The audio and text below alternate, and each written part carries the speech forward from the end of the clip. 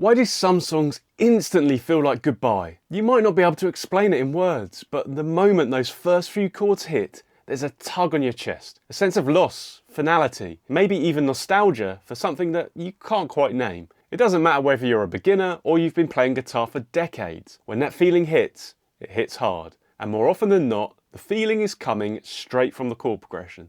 Today, I want to share 6 chord progressions that sound like goodbye. Since 2021, I've made over 200 videos on songwriting and music theory, watched by millions. I've helped thousands of people turn vague emotions into real songs, and I've seen just how powerful progressions like these can be when you want to say something that words can't quite reach. So I want to give you these progressions and show you not just why they work, but how you can use them in your own songs. First up is A minor, D minor, and E minor. This is a classic example of a natural minor progression. In terms of Roman numerals, this is 1, 4, 5, so our example is in the key of A minor. What makes this one feel like goodbye is how unresolved it sounds. All the chords are minor, which already leans into that melancholic territory, but the real trick is the E minor. In A natural minor, also known as the A Aeolian mode, E minor doesn't contain the leading tone, G sharp, so when you go from E minor back to A minor, there's no strong gravitational pull. Instead, it just sort of folds into itself. This is why you'll often see a borrowed major 5 chord used in minor keys to generate a stronger pull back to the 1 tonic chord. This kind of unresolved sadness is perfect for songs that want to sit in their sorrow without trying to fix it. It's contemplative, old world and almost hymn-like. You'll hear similar progressions in traditional folk songs or music that draws from medieval modes. Think of something like Scarborough Fair. The harmony doesn't try to wrap things up in a neat bow, it just lets the emotion breathe. Voice leading is gentle. For example, A minor with the notes A, C and E to D minor with the notes D, F and A shares the common note A, maintaining a common tone that smooths the change. The overall effect is a sombre, contemplative mood. With no major chords to provide brightness, the tone remains uniformly dark. Any of these chords can be played as minor 7th chords, without leaving the key. Minor 7th chords have a beautiful jazziness, which dilutes the stark darkness of standard minor triads. Experiment with these in your own progressions to provide different moods and contrast. Let's have a listen to the progression now. First I'll play it with standard triads, then with all minor 7th chords to give you an idea of how these will sound.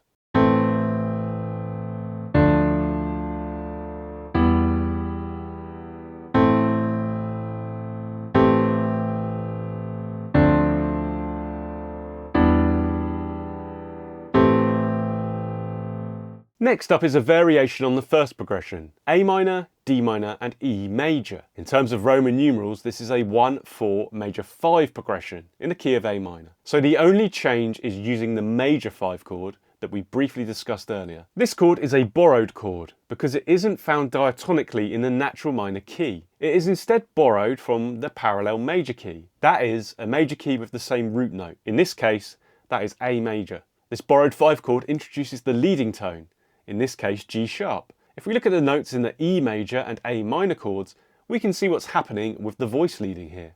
The E major chord with the notes E, G sharp and B moves to the A minor chord with the notes A, C and E. So G sharp is just half a step below A, strongly pulling the ear towards the tonic note of the key. This strengthens both the tension that E major creates and also the resolution when A minor is heard. Overall, 1, 4, major 5, 1 combines the uniformly sad character of the minor 1 and 4 with the dramatic pull of a major 5, yielding a deeply emotional sound. It is one of the most common minor key progressions, which is found widely from classical pieces to pop hits. As with the previous progression, you can use minor 7th chords on chords 1 and 4 to create a different sound. With the borrowed 5 chord, we can also introduce another 7th chord, the dominant 7th. This is often used as an intensifier in major keys, turbocharging the resolution back to the 1 chord. In minor keys, the effect is a little more subtle, but the dominant 7th does bring some bluesy tension, which can be nice to hear. I'll play the progression through twice now, once with plain triads and then with the dominant 7th, so you can appreciate the difference.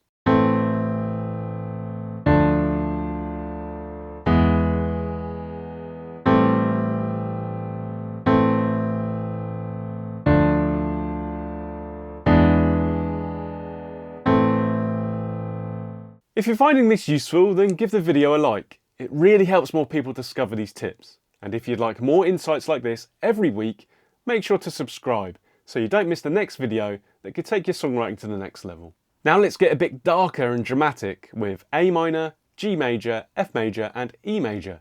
This is a common minor key progression with the Roman numerals 1, flat 7, flat 6, major 5. Despite having 3 of 4 chords being major, it has a tense darkness that may surprise some. This is the first use of the diatonic flat 7 and flat 6 major chords that we've seen so far. This is then rounded out with the borrowed major 5 chord, which keeps on cropping up in these examples. If this progression sounds familiar, that's because it is an example of the extremely popular Andalusian cadence. This descending progression is quintessentially sad and dramatic. Starting on A minor, it then steps down in the scale. G major, F major, and finally E major. The bass line goes A, G, F, E, a stepwise descent that listeners associate with a sigh or downward trajectory, amplifying the feeling of sorrow. Once again, you could experiment with 7th chords. In this case, the flat 6 can be played as a major 7th, and the flat 7 as a dominant 7th if you want to stay diatonic. I'll play the Andalusian cadence once through with basic triads, and then using 7th chords, so you can appreciate the difference.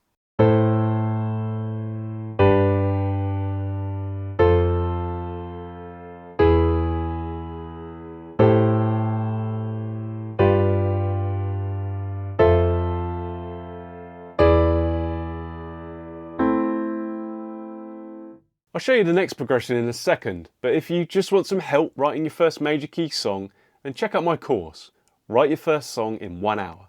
Learn more at onehoursong.com or click the link in the description below. Now let's get a little more cinematic and sweeping with A minor, C, G and F.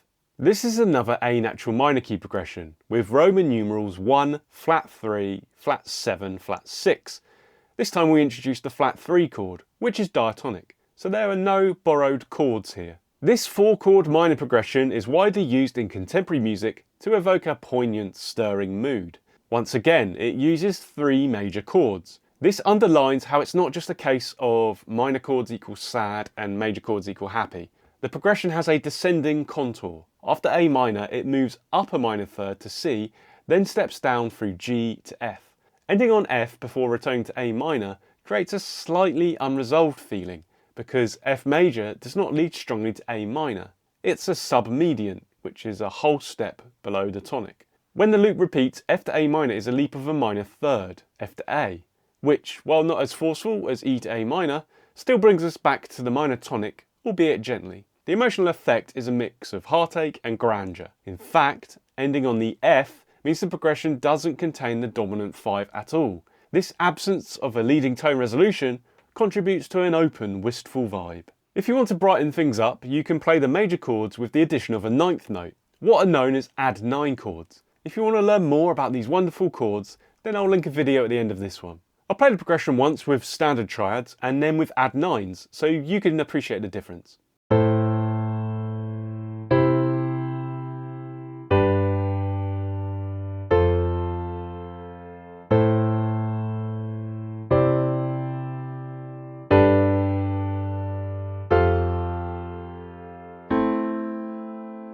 Next up, we'll take the previous progression and shift things around. This gives us A minor, F major, C major and G major.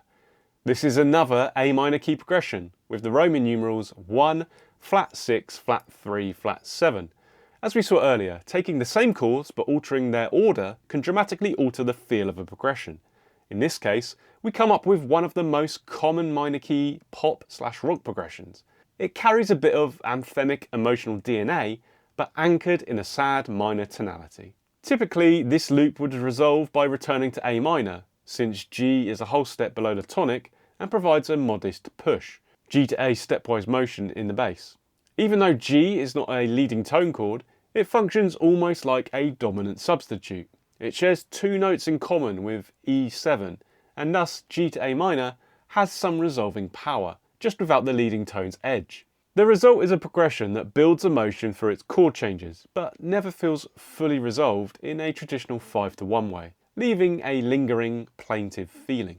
This can come across as an unresolved longing, perfect for expressive, heartfelt songs. Once again, you can use the 7th and 9th chords to alter the feeling of this progression. It's worth noting that you can split up blocks of a single chord with different chord types to make it feel like you are changing chord and therefore provide interest. So in the next example, I'll play through the progression once with basic triads, and then on repeat use major 7th and 9th chords to split up bars 2 and 3, before ending on the G7 chord.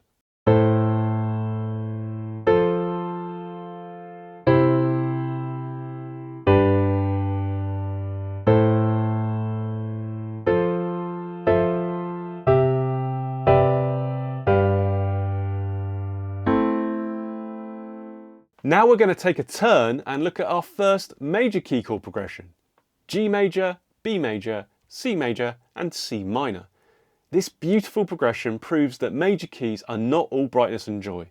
In this G major key example, the Roman numerals can be interpreted a couple of ways, but I'm going to call it 1, 5 of 6, 4, minor 4. There are some interesting non-diatonic chords here which are fueling the bittersweet melancholy. The first is the B major chord. This chord is known as a secondary dominant. It is acting as a dominant chord for the 6th chord, generating a strong pull to E minor. But the intriguing thing here is that we never hear E minor. So this tension and pull is never properly resolved. This adds a touch of loss or confusion to the progression.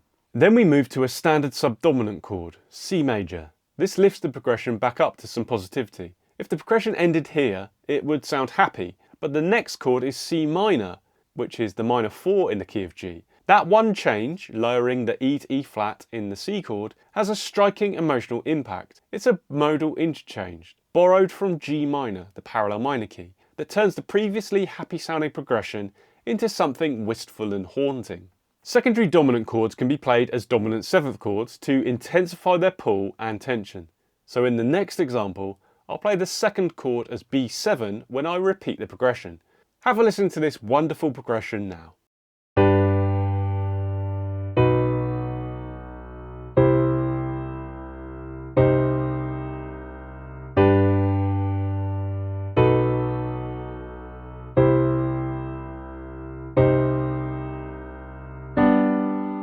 These progressions are great for making things sound sad and wistful, but sometimes you demand more nuance in your music. The answer to this is being able to understand and use a variety of 9th chords.